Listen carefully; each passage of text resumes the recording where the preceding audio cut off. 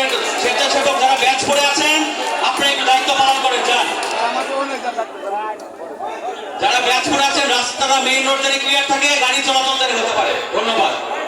তো আমি যেটা বলছিলাম ভাইয়েরা মা বোনেরা স্বাধীন থাকার কতই কঠিন ঠিক না ভাইয়েরা? এই স্বৈরশাসক সরকার পালিয়েছে না, কিন্তু তাদের প্রেতাত্মারা কিন্তু এখনো আছে, ঘুরছে ফিরছে।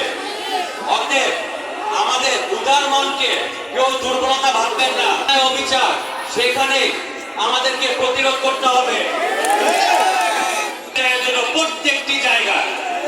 অতএব আপনারা এখানে এক একজন যেখানে অন্যায় অবিচার দেখবেন সেখানে জিয়ার শরীর হিসাবে দাঁড়ায় যাবেন।